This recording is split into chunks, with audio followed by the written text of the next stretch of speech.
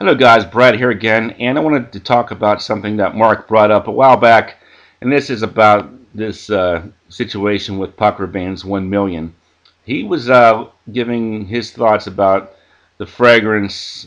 He was getting ready to do a re-review of it, and he said that he thought that people, when they first reviewed 1 Million, really loved it, thought it was great, but then after it became widespread, number one top seller fragrance in the world, all of a sudden people said it was bad juice. So the question is this: why did this trend occur? His contention seems to be that people on YouTube, and maybe even other reviewers in general, just like to bash bestsellers. Is that the case?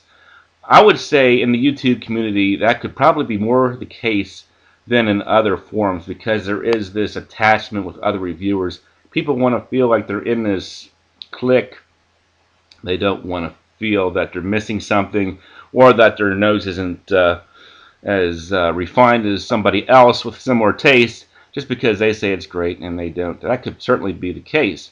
However, I think there's other things to consider as well. First of all, when you first look at 1 Million, nobody was wearing it, so everybody was like blown away by it. What is that you're wearing? Never heard of that. And as it became popular, all of a sudden probably people can name it when they smell it on you. So that definitely factors in. You can't expect a reviewer to love a fragrance as much if the mystique factor is gone. So that's part of it.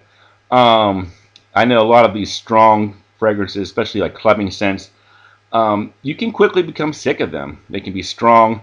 It only takes one person to over apply a fragrance one time to maybe make you sick of it, and maybe that image can really linger with your mind for the rest of your life, and it will ruin it forever for you. Of course, with women, the classic case of the ex-boyfriend wearing that fragrance type thing comes into factor as well. You see that with several reviewers. They don't want to get caught in that ex-boyfriend situation. So there's a lot of different things that could factor in with why a fragrance was so popular to start with and then kind of slipped a little bit. Let me give you an example from my collection.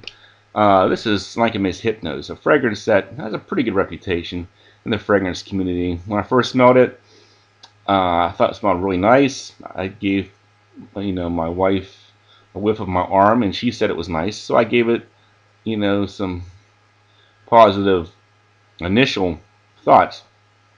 However, over time, it's really gone from being about an 8.5 down to about a 5, because, well, for one thing, one time I was at work and I smelled a fragrance on a woman that reminded me of Hypnose. So I think strong oriental scents, sweet scents, they can mimic or be unisex, smell like something that's feminine, or be a unisex scent. So I think that's part of the killjoy of oriental type fragrances. Another thing is that, my 4-year-old son, he used to go in my room and spray Hypnose around the room, and that really kind of turned my stomach a little bit to Hypnose. So that was my experience of getting too much Hypnose all at once. And now whenever I smell it, the thrill of it is gone a little bit. I still think it's tolerable. I wouldn't say it's going to make me want to throw up, but it certainly doesn't make me feel like I should give it a positive review or recommend buying it to other people. So that's kind of how I feel about that whole situation with Orientals, and how they can quickly go from love to hate, even by the same reviewer. So I just thought I'd try to shed some light on the topic myself. Yeah, I think that's pretty much it. And this goes to like any top 10 fragrance, I think. You look at Acqua di Gio. A lot of people say they don't like Acqua di Gio. People even say that they might prefer one of the knockoff, like the Perry Ellis 360 Red or the Paris Hilton Just Me. I would say, just go by what works for you. If it gets you more compliments, or if it just seems a little bit different, a little bit more unique to you, whatever, just say that in your reviews and try to be objective about everything. So that's pretty much all I have to say. Hope that sheds a little bit of light on the topic there. Thanks for watching, and I'll talk to you guys later.